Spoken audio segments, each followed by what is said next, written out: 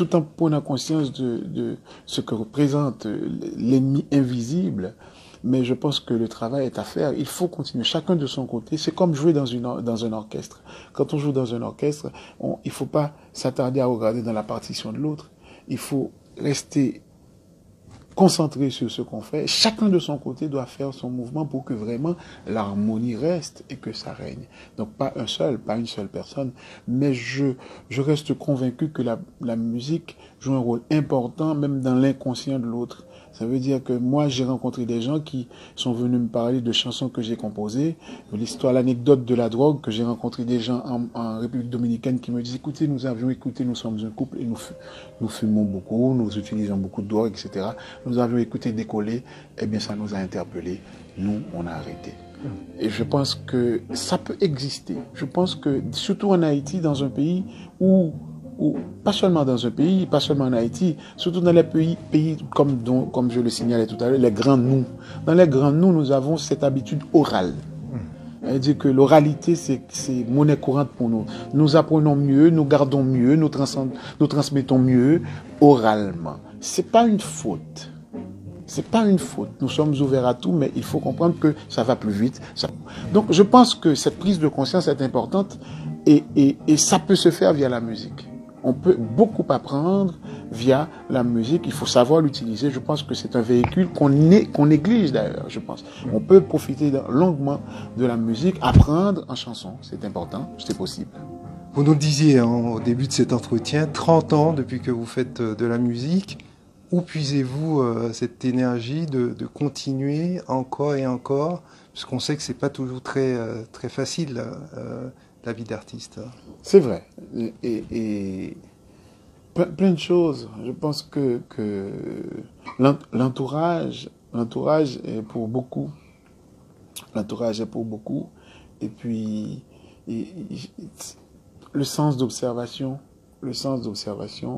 Maintenant, pour ce qu'il est de parler des langues, je pense que on peut s'exprimer en d'autres langues en chanson. Et c'est clair que moi, comme je leur dis, je parle créole. Je me traduis dans les autres langues, en français, en anglais ou en espagnol. Mais je pense que j'ai une chambre de traduction dans la tête qui fait que ça passe premièrement par le créole et ensuite je me traduis. Donc, mais pas de limite au niveau des langues. Il faut communiquer. Plus on parle de langue, mieux on se fait comprendre. Donc je pense que chanter en anglais, ça peut être possible. Je ne chante pas autant. En français, oui, je chante aussi en français, mais je dois avouer que je suis interpellé par la langue maternelle, par le créole, et j'ai envie de m'exprimer aussi à travers cette langue-là.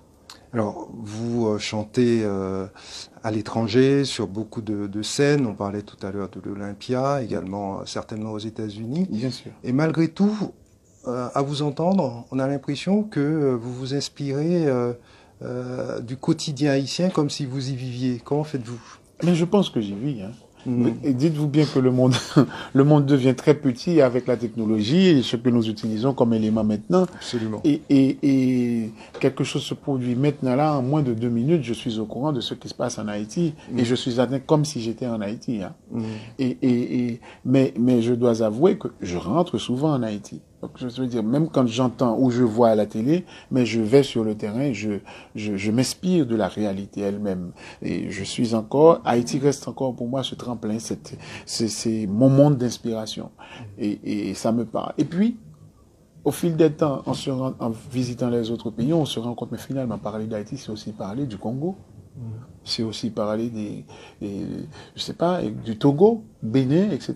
Certains pays qui subissent les mêmes injustices du côté des grands. Et donc, c'est aussi parler d'eux. Donc, parler d'Haïti, c'est aussi parler de nous. Mais le nous avec grand N. Et parce que il y a un groupe qui est concerné par une réalité. Et c'est nous. Ce grand nous. Et je parle de ce grand nous parce que ce grand nous, il est premièrement africain, mais il est aussi caribéen, puisque nous, Haïtiens, nous représentons justement l'élément qui pourrait propulser certaines réalités. Et donc, voilà, quand je parle d'Haïti, je parle aussi des autres. Et comme Haïti m'inspire énormément, eh bien, écoute, je parle de nous. Captons un message, c'est justement pour l'émettre.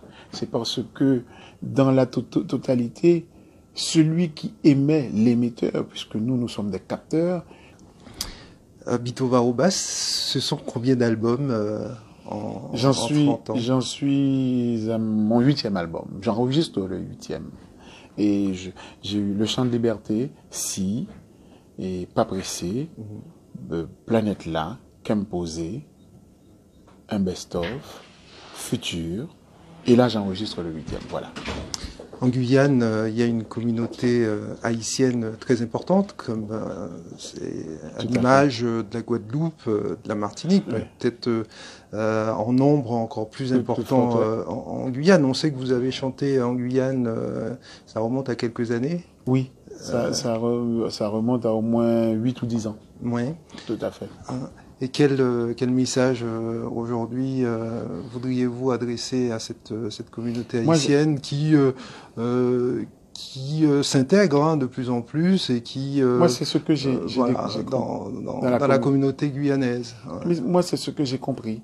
Quand je suis allé, le consul d'alors m'avait invité dans la communauté où j'ai rencontré la communauté, les Haïtiens, etc. Et ce que j'ai admiré, et c'est ce que je leur disais, écoutez, profitez pleinement.